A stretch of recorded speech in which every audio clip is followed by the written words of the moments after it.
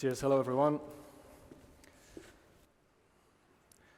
Right, so first things first, let me give you a quick intro to GSMAi Intelligence. So we are the research and analysis branch of the GSMAi.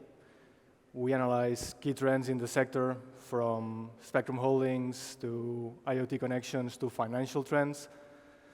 And as part of this, mmWave has been really a key focus for us in the last few years. And the reason for that is that we do see mmWave technology as an when, not an if technology. That's probably the key thing to keep in mind as an introduction. We've done research to estimate future needs for 5G spectrum across all bands, low bands, mid bands, and high bands or mmWave bands. And what we see for mmWave is that we estimate that by the end of this decade, approximately 5 gigahertz of mmWave spectrum will be needed in each market on average. There's variation from market to market, but on average, 5 gigahertz of mmWave spectrum will be needed in order to deliver the expected demand across key use cases. And we have here some of the main ones, so more capacity in the densest areas of cities or traffic hotspots, additional capacity for 5G fixed wireless access, and importantly also to provide sufficient performance and capabilities for the enterprise. Now, coming back from 2030, I guess, to today, what is the status of the mmWave market as we stand, as in Q1 2023? So clearly we are well beyond what could be called a trial phase. We've had many hundreds of trials by mobile operators all over the world. At the end of Q1 this year, mmWave spectrum for 5G had been assigned in 20 countries. 22 operators have actually already launched 5G services using mmWave technology. And more importantly, this year, 2023, is going to be seeing a significant change, especially when it comes to spectrum assignments. So we will see another 15 markets assigning mmWave spectrum this year, which is a big jump compared to where we are today. So it's a 50% increase compared to the current number. So another sign of whether the market is ready is looking at things like consumer devices. And here again, I think we're seeing some fairly positive signs. So in the last year, the number of consumer devices supporting mmWave bands and technology increased by about 40%. It's very positive, obviously. When it comes to network equipment, similarly, we are having encouraging signs. So we're seeing equipment vendors offering mmWave equipment products as part of their portfolio of solutions. And importantly, the cost gap that initially existed between mid-band and mmWave is reducing. So signs of maturity, both on the device and the equipment side, are showing up. So there's huge potential, as we have just seen, and there might be some momentum going on, but it's not developing as fast as our bands in the context of 5G. I think that's also clear. So there's a bit of a mixed picture. And that's why it's important to look at the pros and cons of mmWave and be quite clear about those. So on the negative side, or not so good side, I mean, there are some challenges. So mmWave signals travel less distance than other bands. They often have difficulties penetrating concrete walls, which is important for indoor coverage. And more generally, it often involves new deployment strategies. So it might be repeaters, it might be different type of cells. So these are all new things that have to be looked at and considered differently compared to the traditional approach when it comes to network deployment. On the positive side, though, so clearly the continued growth of mobile data traffic plays to the strengths of mmWave, which has more capacity and bandwidth than any other band.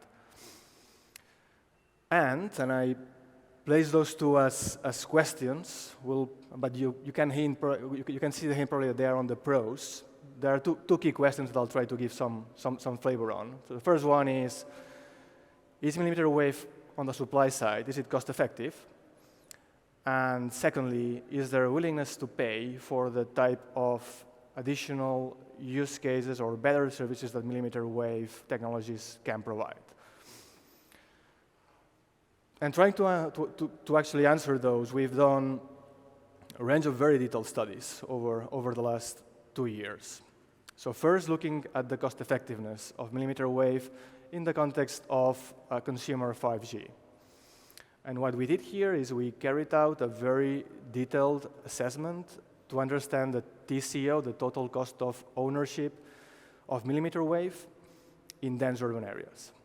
And we looked at 2 different network deployment strategies, one just with mid-band, the other one with mid-band and mmWave in different areas, in Europe, in China.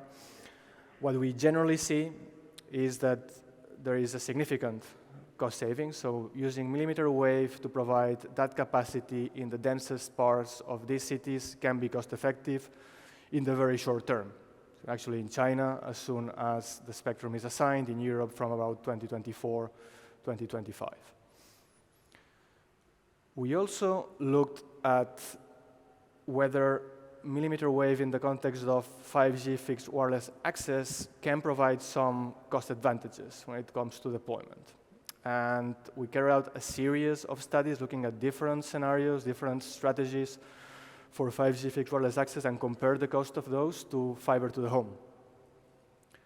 What we see is that we find in some scenarios a substantial cost saving versus fiber to the home, especially when ducts or poles still have to be built. But even in some cases, actually, and that's not on this chart, this is comparing 5G fixed wireless access with mid-band and mmWave compared to fiber. We also looked at scenarios where fiber is already there, and in some scenarios, actually, you can also see still a cost saving. So it's something that needs to be looked at on a particular location-by-location basis, but there are potential cost-saving opportunities.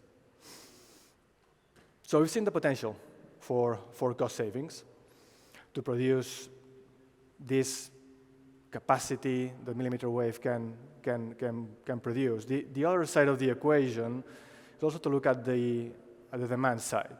So is there a willingness to pay on the consumer side for the type of additional quality, better quality, new services that mmWave is well placed to deliver versus other technologies?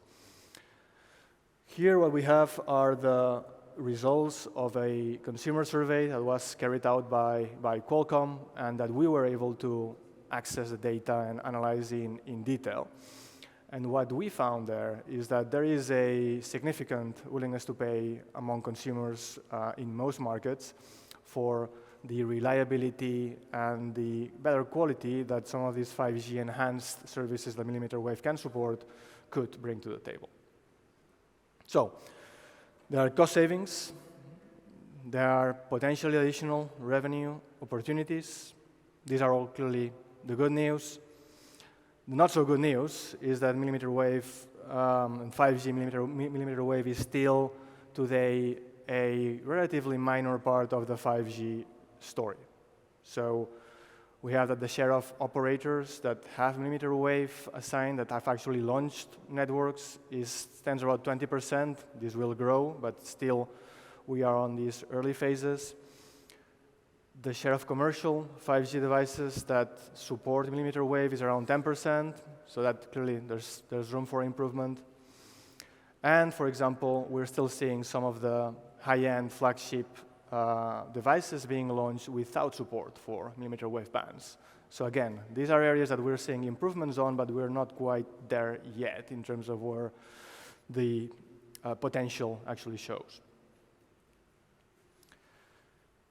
That being said, we expect mmWave to become increasingly more and more central to the 5G evolution. Globally, we estimate that 5G will have approximately 1% impact on GDP, on global GDP by 2030. And based on our assessment, mmWave should be contributing around a quarter of that opportunity at least. So clearly, and as you can see, that's the red line here is showing the contribution of mmWave. We're still in these initial phases, but clearly the expectation is that the importance of mmWave within the 5G ecosystem and the 5G story will be increasing in the next few years. And with that, I will finish my introduction. Hopefully that has given you a taste for the state of the market and the opportunities ahead. Here's a selection of some of the reports we have done in this space over the last years. They are all available on the GSMAi site, so there's very detailed information here. So if interested, please have a look. And with that, I'll finish. Thank you very much.